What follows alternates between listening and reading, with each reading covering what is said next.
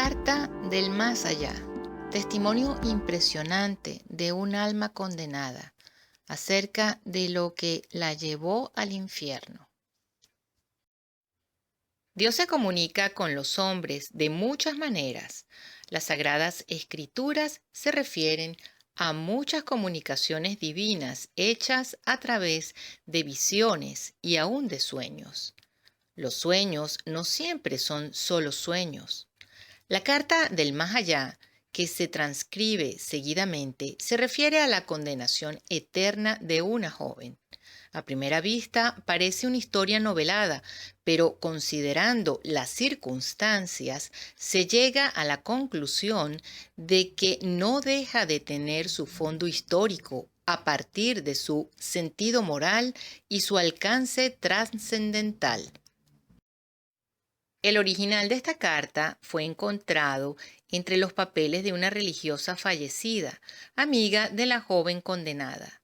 Allí cuenta la monja los acontecimientos de la vida de su compañera como si fueran hechos conocidos y verificados, así como su condenación eterna comunicada en un sueño. La curia diocesana de Treves, Alemania, autorizó su publicación como lectura sumamente instructiva. La carta del más allá apareció por primera vez en un libro de revelaciones y profecías, junto con otras narraciones. Fue el reverendo padre Bernardin Krempel, doctor en teología, quien la publicó por separado y le confirió mayor autoridad al encargarse de probar en las notas la absoluta concordancia de la misma con la doctrina católica. Entre los manuscritos dejados en su convento por una religiosa que en el mundo se llamó Clara, se encontró el siguiente testimonio. El relato de Clara. Tuve una amiga, Anita, es decir, éramos muy próximas por ser vecinas y compañeras de trabajo en la misma oficina. Más tarde, Annie se casó y no volví a verla. Desde que nos conocimos, había entre nosotras, en el fondo, más amabilidad que propiamente amistad. Por eso sentí muy poco su ausencia cuando después de su casamiento ella fue a vivir al barrio elegante de Las Villas, lejos del mío. Durante mis vacaciones en el lago de Garda, Italia, en septiembre de 1937, recibí una carta de mi madre en la que me decía: Anita murió en un accidente automovilístico.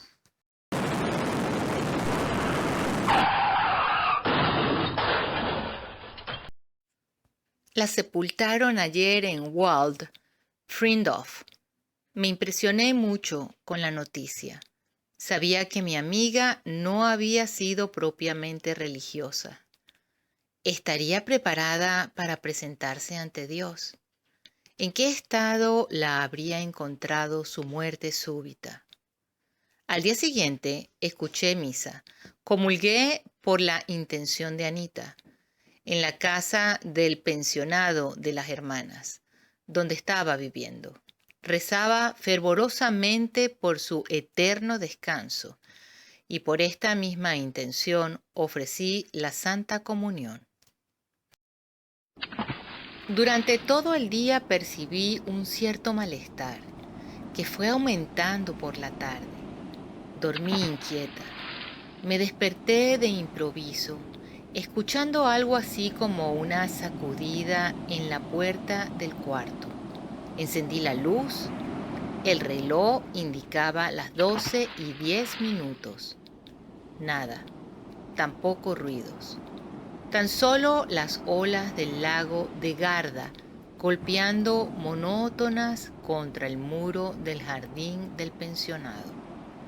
No había viento Yo conservaba la impresión de que al despertar encontraría, además de los golpes de la puerta, un ruido de brisa o viento parecido al que producía mi jefe de la oficina, cuando de mal humor tiraba sobre mi escritorio una carta que lo molestaba. Reflexioné un instante si debía levantarme. No, todo no es más que sugestión, me dije. Mi fantasía está sobresaltada por la noticia de la muerte. Me di vuelta en la cama, recé algunos padrenuestros por las ánimas y me dormí de nuevo. Soñé entonces que me levantaba de mañana a las 6, yendo a la capilla. Al abrir la puerta del cuarto, me encontré con una cantidad de hojas de carta. Levantarlas, reconocer la letra de Anita y dar un grito fue cosa de un segundo. Temblando, la sostuve en mis manos. Confieso que quedé tan aterrorizada que no pude rezar. Apenas respiraba. Nada mejor que huir de allí, salir al aire libre. Me arreglé rápidamente, puse la carta dentro de mi cartera y salí enseguida.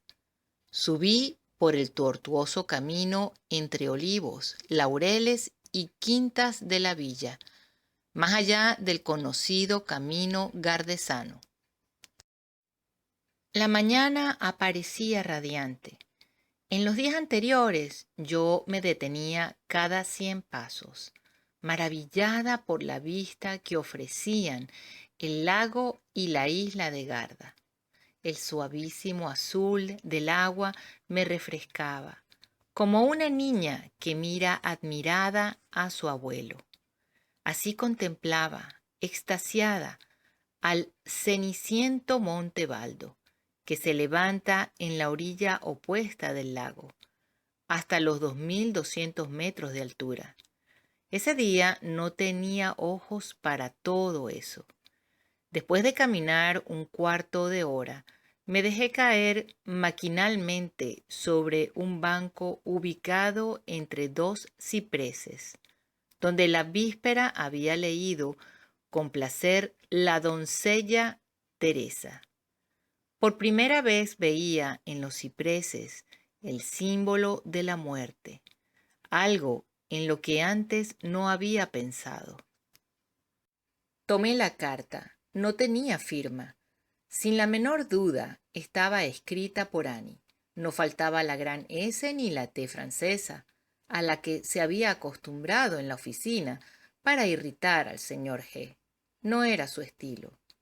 Por lo menos, no era así como hablaba de costumbre. Lo habitual en ella era la conversación amable, la risa, subrayada por los ojos azules y su graciosa nariz. Solo cuando discutíamos asuntos religiosos se volvía mordaz y caía en el tono rudo de la carta. Yo misma me siento envuelta por su excitada cadencia. Hela aquí la carta del más allá de Anita, palabra por palabra, tal como la leí en el sueño. La carta. Clara, no reces por mí. Estoy condenada. Si te doy este aviso, es más, voy a hablarte largamente sobre esto. No creas que lo hago por amistad. Quienes estamos aquí ya no amamos a nadie. Lo hago como obligada. Es parte de la obra, de esa potencia que siempre quiere el mal y realiza el bien. En realidad me gustaría verte aquí, a donde llegué para siempre. No te extrañes de mis intenciones aquí. Aquí todos pensamos así. Nuestra voluntad está petrificada en el mal, es decir, en aquello que ustedes consideran mal. Aún cuando pueda hacer algo bien, como yo lo hago ahora, abriéndote los ojos ante el infierno, no lo hago con recta intención. ¿Recuerdas? Hace 4 años que nos conocimos. Tenías 23 años y ya trabajabas en el escritorio desde 6 meses antes, cuando yo ingresé. Varias veces me sacaste de apuros. Con frecuencia me dabas buenos avisos que a mí principalmente me venían muy bien. Pero ¿qué es bueno? Yo ponderaba en aquel entonces tu caridad. Ridículo. Tus ayudas eran pura ostentación, algo que desde entonces sospechaba. Aquí no reconocemos bien alguno en absolutamente nadie. Pero ya que conociste mi juventud, es el momento de llenar algunas lagunas. De acuerdo con los planes de mis padres, yo nunca tendría que haber existido. Por un descuido se produjo la desgracia de mi concepción. Mis hermanas tenían 14 y 16 años cuando vine al mundo. Ojalá no hubiera nacido, ojalá pudiera ahora aniquilarme, huir de estos tormentos. No hay placer comparable al de acabar mi existencia, así como se reduce a cenizas un vestido, sin dejar vestigios. Pero es necesario que exista, es preciso que yo sea tal como me he hecho, con el fracaso total de la finalidad de mi existencia. Cuando mis padres entonces solteros se mudaron del campo a la ciudad, perdieron el contacto con la iglesia. Era mejor así. Mantenían relaciones con personas desvinculadas de la religión. Se conocieron en un baile y se vieron obligados a casarse 6 meses después. En la ceremonia nupcial recibieron solo unas gotas de agua bendita, las suficientes para atraer a mamá a la misa dominical unas pocas veces al año. Ella nunca me enseñó verdaderamente a rezar. Todo su esfuerzo se agotaba en los trabajos cotidianos de la casa, aunque nuestra situación no era mala. Palabras como rezar, misa, agua bendita, iglesia, solo puedo escribirlas con íntima repugnancia, con incomparable repulsión. Detesto profundamente a quienes van a la iglesia y en general a todos los hombres y a todas las cosas. Todo es tormento. Cada conocimiento recibido, cada recuerdo de la vida y de lo que sabemos se convierte en una llama incandescente. Y todos estos recuerdos nos muestran las oportunidades en que despreciamos una gracia. ¿Cómo me atormenta esto? No comemos, no dormimos, no andamos sobre nuestros pies, espiritualmente encadenados. Los réprobos contemplamos desesperados nuestra vida fracasada, aullando y rechinando los dientes, atormentados y llenos de odio. ¿Entiendes?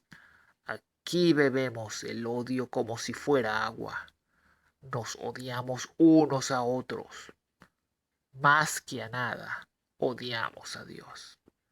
Quiero que lo comprendas. Los bienaventurados en el cielo deben amar a Dios porque lo ven sin velos en su deslumbrante belleza. Esto los hace indescriptiblemente felices. Nosotros lo sabemos. Y este conocimiento nos enfurece. Los hombres en la tierra que conocen a Dios por la creación y por la revelación pueden amarlo, pero no están obligados a hacerlo. El creyente, te lo digo furiosa, que contempla meditando a Cristo con los brazos abiertos sobre la cruz, terminará por amarlo. Pero el alma a la que Dios se acerca fulminante como vengador y justiciero, porque un día fue repudiado, como ocurrió con nosotros, ésta no podrá sino odiarlo, como nosotros lo odiamos. Lo odia con todo el ímpetu de su mala voluntad. Lo odia eternamente a causa de la deliberada resolución de apartarse de Dios con la que terminó su vida terrenal. Nosotros no podemos revocar esta perversa voluntad, ni jamás querríamos hacerlo. ¿Comprendes ahora por qué el infierno dura eternamente? Porque nuestra obstinación nunca se derrite, nunca termina, y contra mi voluntad agrego que Dios es misericordioso, aún con nosotros. Digo contra mi voluntad, porque aunque diga estas cosas voluntariamente, no se me permite mentir, que es lo que querría. Dejo muchas informaciones en el papel contra mis deseos. Debo también estrangular la avalancha de palabrotas que querría vomitar. Dios fue misericordioso con nosotros porque no permitió que derramáramos sobre la tierra el mal que hubiéramos querido hacer. Si nos lo hubiera permitido, habríamos aumentado mucho nuestra culpa y castigo. Nos hizo morir antes de tiempo, como hizo conmigo, o hizo que intervinieran causas atenuantes. Dios es misericordioso porque no nos obliga a aproximarnos a Él más de lo que estamos en este remoto lugar infernal. Eso disminuye el tormento. Cada paso más cerca de Dios me causaría una aflicción mayor que la que te produciría un paso más rumbo a una hoguera.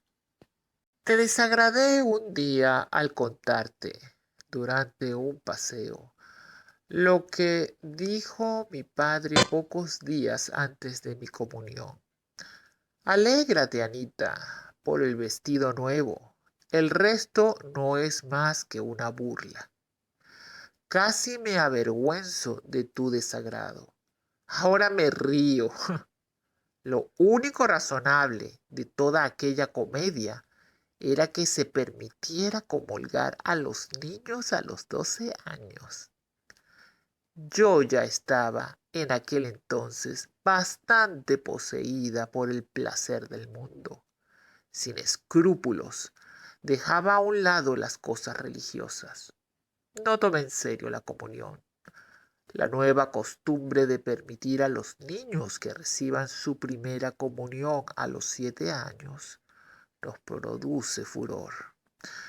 Empleamos todos los medios para burlarnos de esto, haciendo creer que para comulgar debe haber comprensión.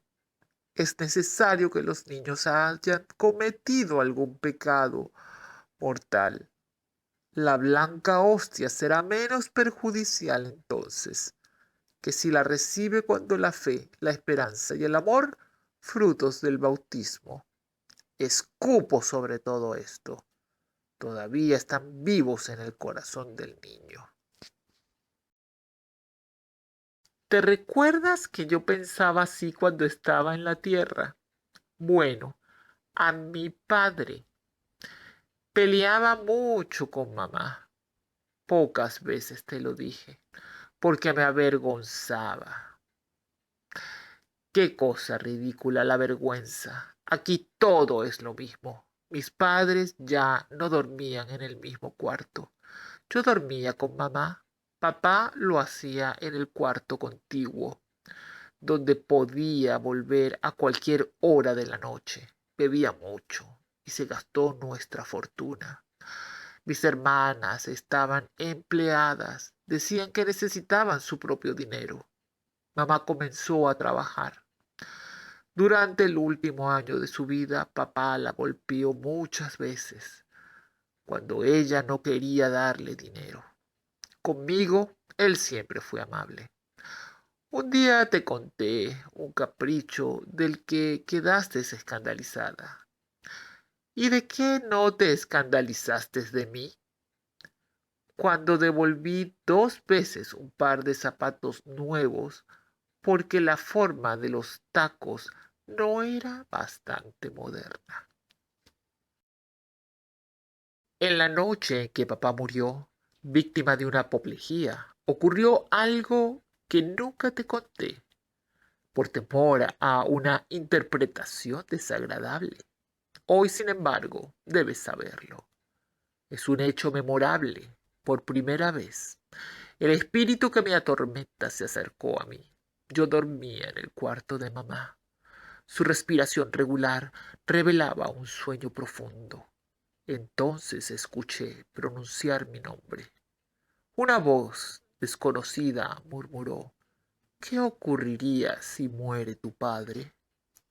Ya no lo quería, papá, desde que había empezado a maltratar a mi madre. En realidad no amaba absolutamente a nadie. Solo tenía gratitud hacia algunas personas que eran bondadosas conmigo.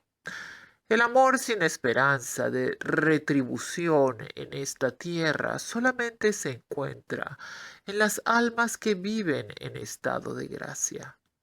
No era ese mi caso. Ciertamente, él no morirá, le respondí al misterioso interlocutor. Tras una breve pausa, escuché la misma pregunta.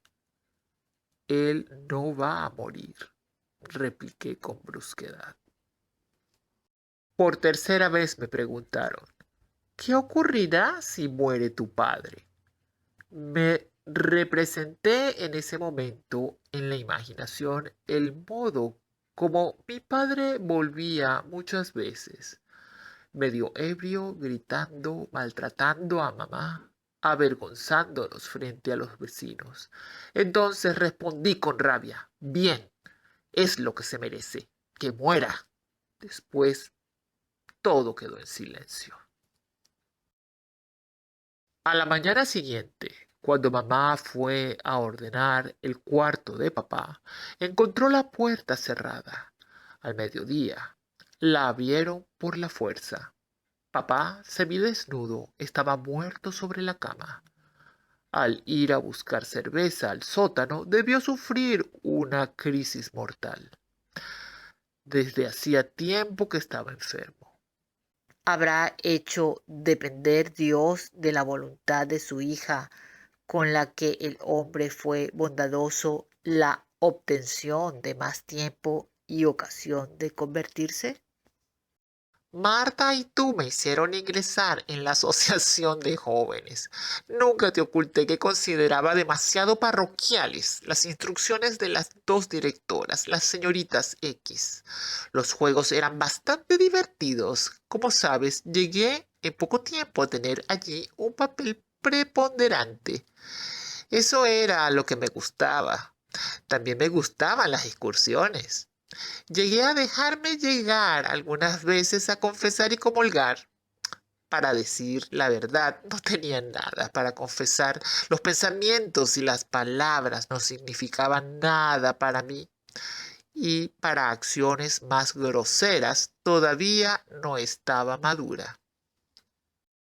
Un día me llamaste la atención: Ana, si no rezas más te perderás.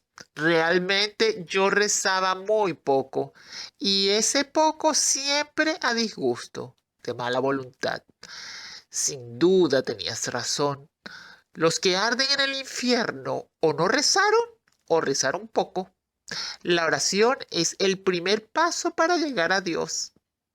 Es el paso decisivo, especialmente la oración a aquella que es la Madre de Cristo, cuyo nombre no nos es lícito pronunciar. La devoción a ella arranca innumerables almas al demonio, almas a las que sus pecados las habrían lanzado infaliblemente en sus manos. Furiosa continúo porque estoy obligada a hacerlo, aunque no aguanto más de tanta rabia. Rezar es lo más fácil que se puede hacer en la tierra, y justamente de esto, que es facilísimo, Dios hace depender nuestra salvación. Al que reza con perseverancia, paulatinamente Dios le dará tanta luz y lo fortalece de tal modo que hasta el más empedernido pecador puede recuperarse, aunque se encuentre hundido en un pantano hasta el cuello. Durante los últimos años de mi vida ya no rezaba más, privándome así de las gracias sin las que nadie se puede salvar. Aquí no recibimos ningún tipo de gracia. Aunque la recibiéramos, la rechazaríamos con escarnio. Todas las vacilaciones de la existencia terrenal terminaron en esta otra vida. En la tierra, el hombre puede pasar del estado de pecado al estado de gracia. De la gracia se puede caer al pecado. Muchas veces caí por debilidad, pocas por maldad. Con la muerte, cada uno entra en un estado final, fijo, inalterable. A medida que se avanza en edad, los cambios se hacen más difíciles. Es cierto que uno tiene tiempo hasta la muerte para unirse a Dios o para darle las espaldas. Sin embargo, como si estuviera arrastrado por una correntada. Antes del tránsito final, en los últimos restos de su voluntad debilitada, el hombre se comporta según las costumbres de toda su vida. El hábito, bueno o malo, se convierte en una segunda naturaleza. Es esta la que lo arrastra en el momento supremo. Así ocurrió conmigo. Viví años enteros apartada de Dios. En consecuencia, en el último llamado de la gracia, me decidí contra Dios. La fatalidad no fue haber pecado con frecuencia, sino que no quise levantarme más. Muchas veces me invitaste para que asistiera a las predicaciones, a que leyera libros de piedad. Mis excusas habituales eran la falta de tiempo. ¿Acaso podría querer aumentar mis dudas interiores? Finalmente, tengo que dejar constancia de lo siguiente. Al llegar a este punto crítico, poco antes de salir de la asociación de jóvenes, me habría sido muy difícil cambiar de rumbo. Me sentía insegura y desdichada, pero frente a la conversión se levantaba una muralla. No sospechaste que fuera tan grave. Creías que la solución era tan simple, que un día me dijiste, tienes que hacer una buena confesión, Annie. Todo volverá a ser normal. Me daba cuenta que sería así. Pero el mundo, el demonio y la carne me retenían demasiado firme entre sus garras. Nunca creí en la influencia del demonio. Ahora doy testimonio de que el demonio actúa poderosamente sobre las personas que están en las condiciones en que yo me encontraba entonces. Solo muchas oraciones propias y ajenas, junto con sacrificios y sufrimientos, podrían haberme rescatado. Y aun esto, poco a poco. Si bien hay pocos posesos corporales, son innumerables los que están poseídos internamente por el demonio. El demonio no puede arrebatar el libre albedrío de los que se abandonan a su influencia. Pero como castigo por su casi total apostasía, Dios permite que el maligno se anide en ellos. Yo también odio al demonio. Sin embargo, me gusta porque trata de arruinarlos a todos ustedes. Él y sus secuaces, los ángeles que cayeron con él desde el principio de los tiempos. Son millones vagando por la tierra, innumerables como enjambres de moscas. Ustedes no los perciben. A los réprobos no nos incumbe tentar. Eso les corresponde a los espíritus caídos. Cada vez que arrastran una nueva alma al fondo del infierno, aumenta aún más sus tormentos. Pero ¿de qué no es capaz el odio? Aunque andaba por caminos tortuosos, Dios me buscaba. Yo preparaba el camino para la gracia con actos de caridad natural que hacía muchas veces por una inclinación de mi temperamento. A veces Dios me atraía a una iglesia. Allí sentía una cierta nostalgia. Cuando cuidaba a mi madre enferma, a pesar de mi trabajo en la oficina durante el día, haciendo un sacrificio de verdad, los atractivos de Dios actuaban poderosamente. Una vez fue en la capilla del hospital, a donde me llevaste durante el descanso del mediodía.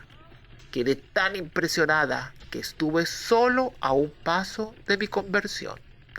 Lloraba, pero enseguida llegaba el placer del mundo, derramándose como un torrente sobre la gracia. Las espinas ahogaron el trigo, con la explicación de que la religión es sentimentalismo, como siempre se decía en la oficina. Rechacé también esta gracia, como todas las otras. En otra ocasión, me llamaste la atención porque en lugar de una genuflexión hasta el piso, hice solamente una ligera inclinación con la cabeza. Pensaste que eso lo hacía por pereza, sin sospechar que ya entonces había dejado de creer en la presencia de Cristo en el sacramento. Ahora creo, aunque solo materialmente, tal como se cree en la tempestad, cuyas señales y efectos se perciben. En este interín me había fabricado mi propia religión. Me gustó la opinión generalizada en la oficina de que después de la muerte el alma volvería a este mundo en otro ser, reencarnándose sucesivamente sin llegar nunca al fin. Con esto estaba resuelto el angustiante problema del más allá. Imaginé haberlo hecho inofensivo. ¿Por qué no me recordaste la parábola del rico Epulón y del pobre Lázaro, en la que el narrador, Cristo, envió después de la muerte a uno al infierno y al otro al cielo? Pero, ¿qué habrías conseguido? No mucho más de lo que conseguiste con todos tus otros discursos beatos. Poco a poco me fui fabricando un Dios con atributos suficientes para ser llamado así, bastante lejos de mí, como para que no me obligaran a tener relaciones con él, suficientemente confuso como para poder transformarlo a mi antojo. De este modo, sin cambiar de religión, yo podía imaginarlo como el dios panteísta del mundo o pensarlo poéticamente como un dios solitario.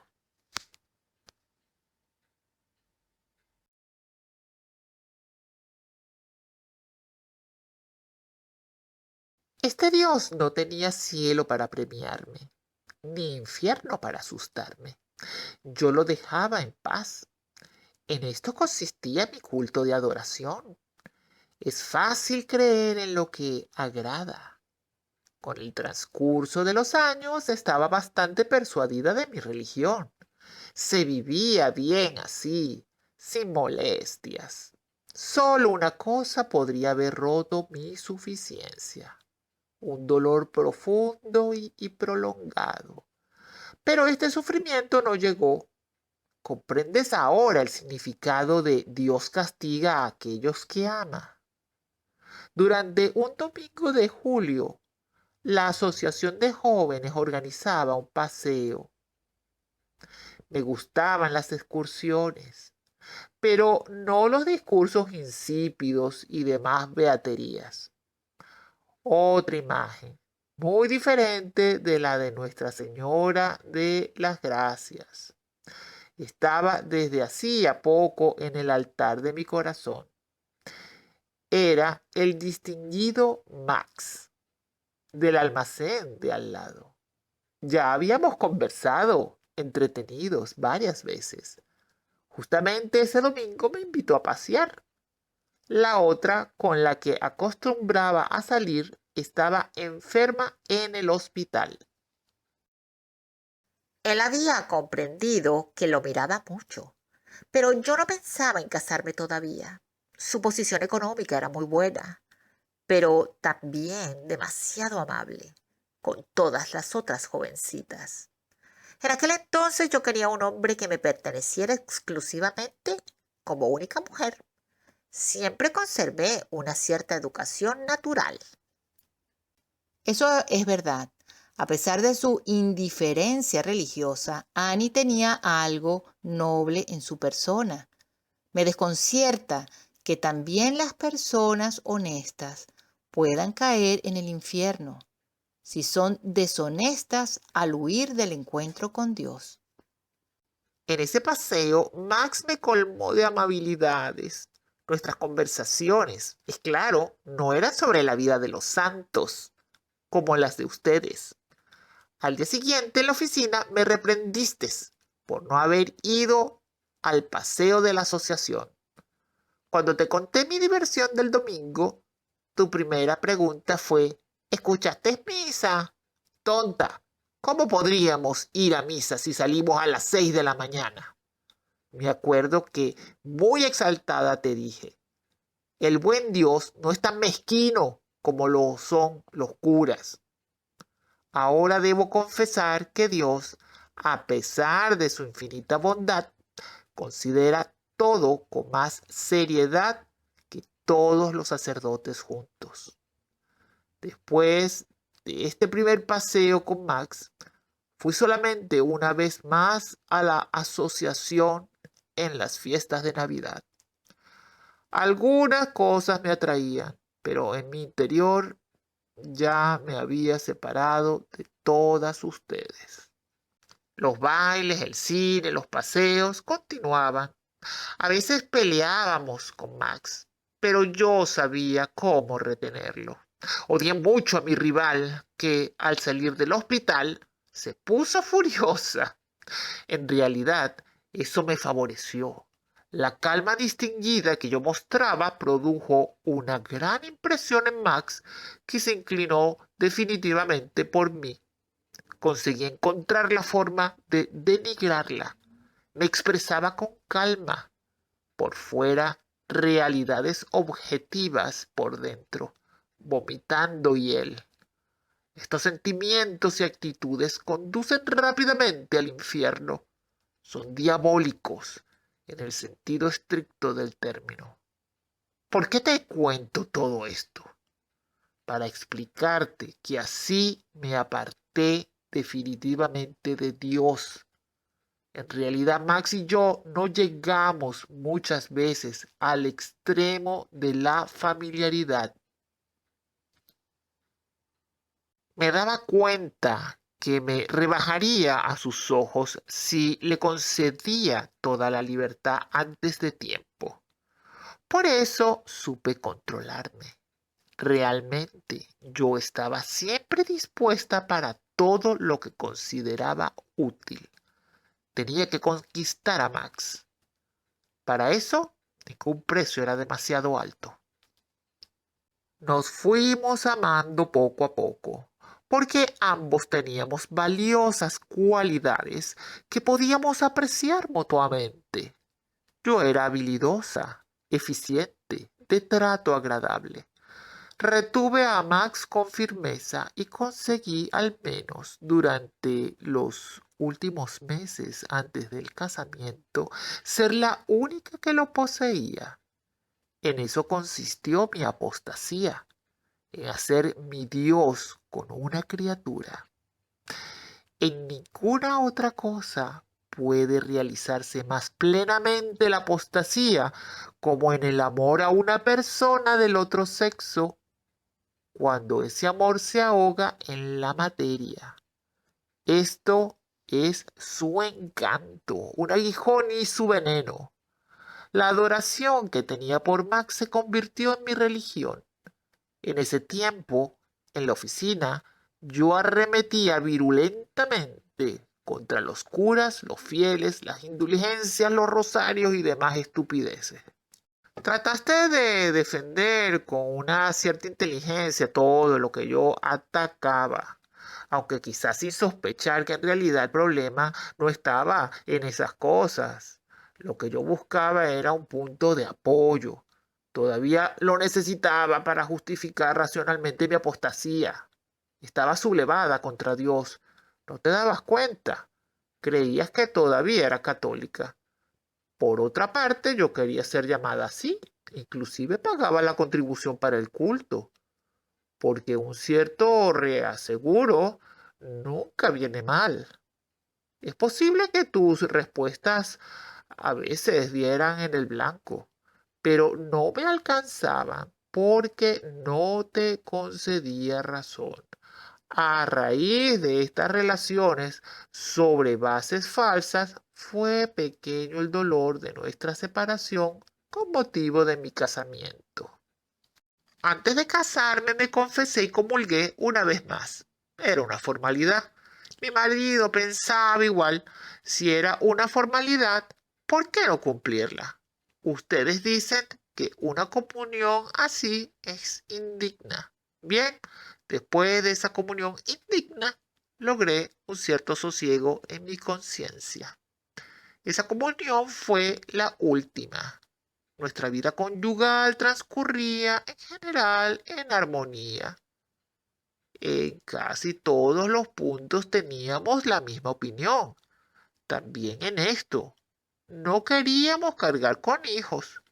En realidad mi marido quería tener uno solo, naturalmente. Finalmente conseguí que él renunciara a ese deseo. Lo que más me gustaba eran los vestidos, los muebles lujosos, las reuniones mundanas, los paseos en automóvil y otras distracciones. Fue un año de placer el que me dio entre mi casamiento y mi muerte repentina.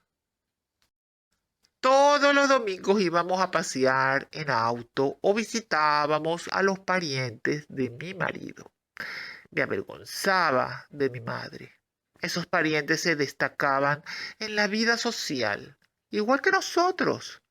Pero en mi interior, sin embargo, nunca fui feliz. Había algo indeterminado que me corroía. Mi deseo era que al llegar la muerte, la que sin duda demoraría mucho todavía, todo acabara. Ocurría tal como yo lo había escuchado de niña durante una conversación. Dios recompensa en este mundo toda obra buena que se haga. Si no puede premiarla en la otra vida, lo hace en la tierra. Inesperadamente recibí una herencia de la tía Lote. Mi marido tuvo la suerte de ver sus ingresos notablemente aumentados. Así pude instalar confortablemente una casa nueva. Mi religión estaba muriendo como un resplandor crepuscular en un firmamento lejano. Los bares de la ciudad, los hoteles y los restaurantes por los que paseábamos en nuestros viajes no nos acercaban a Dios. Todos los que los frecuentaban vivían como nosotros, de afuera hacia adentro, no de adentro hacia afuera. Si durante los viajes de vacaciones visitábamos una célebre catedral, tratábamos de divertirnos con el valor artístico de sus obras primas. Los sentimientos religiosos que irradiaban, especialmente las iglesias medievales, yo los neutralizaba criticando circunstancias accesorias de un hermano lego que nos guiaba. Criticaba su negligencia en el aseo, criticaba el comercio de los piadosos monjes que fabricaban y vendían licor, criticaba el eterno repique de campanas llamando a los sagrados oficios, diciendo que el único fin era ganar dinero. Así era como conseguía apartar a la gracia cada vez que me llamaba. Especialmente descargaba mi mal humor frente a algunas pinturas de la edad medieval representando el infierno en libros, cementerios y otros lugares. Allí el demonio asaba a las almas sobre fuego rojo o amarillo, mientras sus compañeros, con largas colas, le traen más víctimas. Clara, el infierno puede ser dibujado, pero nunca exagerado. Siempre me burlaba del infierno, del fuego del infierno. Acuérdate de una conversación durante la cual te puse un fósforo encendido bajo la nariz preguntándote, ¿así huele? Apagaste enseguida la llama. Aquí nadie consigue hacerlo. Te digo más, el fuego del que habla la Biblia no es el tormento de la conciencia. Fuego es fuego. Debe ser interpretado al pie de la letra cuando aquel dijo, apartaos de mí, malditos, id al fuego eterno, al pie de la letra. ¿Y cómo puede ser tocado un espíritu por el fuego material? Preguntarás. ¿Y cómo puede sufrir tu alma en la tierra si pones el dedo sobre una llama? Tampoco tu alma se quema. Mientras tanto, el dolor lo sufre todo el individuo. Del mismo modo, nosotros que estamos aquí espiritualmente presos al fuego de nuestro ser y de nuestras facultades. Nuestra alma carece de la agilidad que le sería natural. No podemos pensar ni querer lo que querríamos. No te sorprendas de mis palabras. Es un misterio contarlo a las leyes de la naturaleza material. El fuego del infierno quema sin consumir. Nuestro mayor tormento consiste en saber que nunca veremos a Dios. ¿Cómo puede atormentarnos tanto esto? Si en la tierra nos era indiferente. Mientras el cuchillo está sobre la mesa, no te impresiona. Le ves el filo, pero no lo sientes. Pero si el cuchillo entra en tus carnes, gritarás de dolor. Ahora sentimos la pérdida de Dios. Antes solo pensábamos en ella. No todas las almas sufren igual. Cuanto mayor fue la maldad, cuanto más frívolo y decidido, tanto más le pesa al condenado la pérdida de Dios. Tanto más lo sofoca la criatura de que abusó. Los católicos que se condenan sufren más que los de las otras religiones, porque recibieron y desaprovecharon, por lo general, más luces y mayores gracias. Los que tuvieron mayores conocimientos sufren más duramente que los que tuvieron menos. El que pecó por maldad sufre más que el que pecó o cayó por debilidad, pero ninguno sufre más de lo que mereció. Oh, si esto no fuera verdad, tendría un montón para odiar. Un día me dijiste, nadie va al infierno sin saberlo. Eso le habría sido revelado a una santa. Yo me reía mientras me atrincheraba en esta reflexión. Siendo así, siempre tendré tiempo suficiente para volver atrás. Esta revelación es exacta. Antes de mi muerte repentina. Es verdad, no conocía el infierno tal como es. Ningún ser humano lo conoce. Pero estaba perfectamente enterada de algo. Si mueres, me decía, entrarás en la eternidad como una flecha directamente contra Dios. Habrá que aguantar las consecuencias. Como te dije, no volví atrás. Perseveré en la misma dirección, arrastrada por las costumbres con la que los hombres actúan cuanto más envejecen. Mi muerte ocurrió así, hace una semana.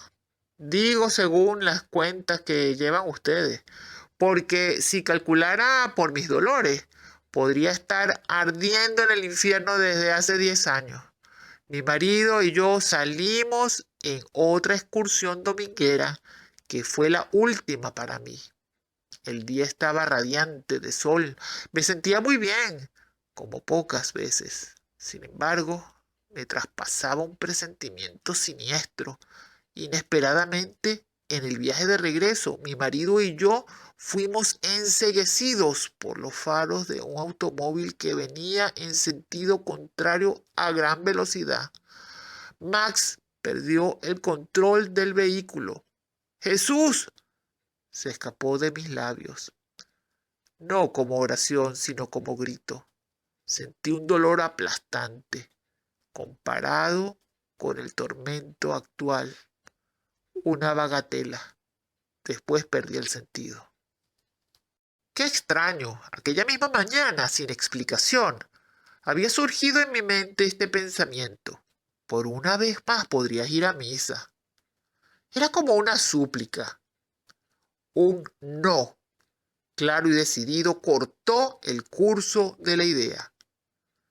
Con esas cosas tengo que terminar definitivamente. Es decir, asumí todas las consecuencias. Ahora las soporto.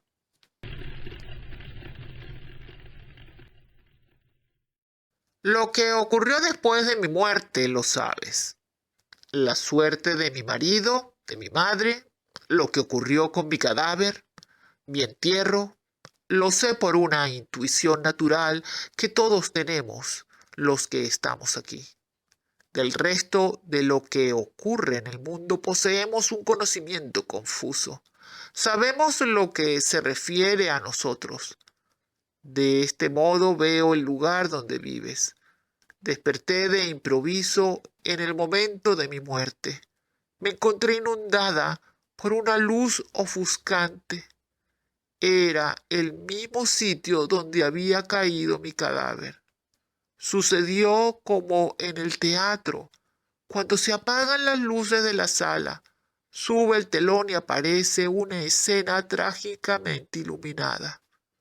La escena de mi vida. Como en un espejo, mi alma se mostró a sí misma. Vi las gracias desperdiciadas y pisoteadas desde mi juventud hasta el último no frente a Dios. Me sentí como un asesino al que llevan ante el tribunal para ver a la víctima exánime. ¿Arrepentirme? Nunca. ¿Avergonzarme? Jamás. Mientras tanto, no conseguía permanecer bajo la mirada de Dios, a quien rechazaba. Solo tenía una salida, la fuga. Así como Caín huyó del cadáver de Abel, así mi alma se proyectó lejos de esta visión de horror. Este era el juicio particular. Habló el invisible juez. Apártate de mí. De inmediato mi alma, como una sombra amarilla de azufre, se despeñó al lugar del eterno tormento.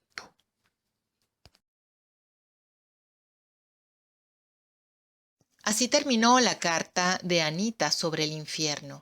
Las últimas palabras eran casi ilegibles. Tan torcidas estaban las letras. Cuando terminé de leer la última línea, la carta se convirtió en cenizas. ¿Qué es lo que escuchó?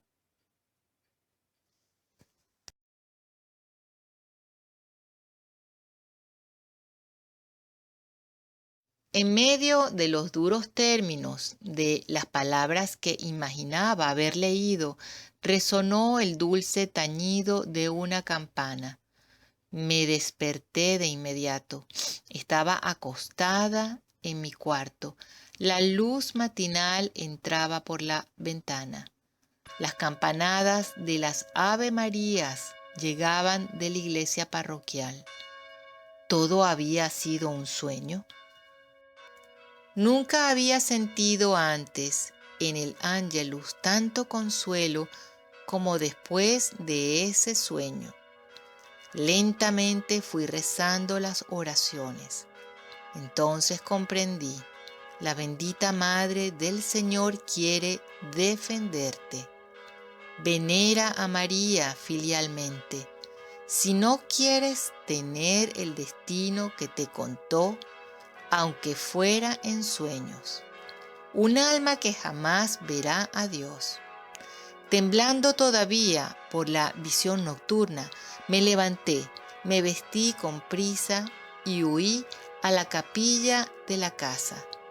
Mi corazón palpitaba con violencia. Los huéspedes que estaban más cerca me miraban con preocupación. Quizás pensaban que estaba agitada por correr escaleras abajo. Una bondadosa señora de Budapest, un alma sacrificada, pequeña como una niña, miope, aún fervorosa en el servicio de Dios, de gran penetración espiritual, me dijo por la tarde en el jardín: «Señorita, nuestro Señor no quiere ser servido con excitación». Pero ella advertía que otra cosa me había excitado y aún me preocupaba. Agregó bondadosamente: «Nada te turbe. Conoces el aviso de Santa Teresa. Nada te espante. Todo pasa. Quien a Dios tiene, nada le falta. Solo Dios basta».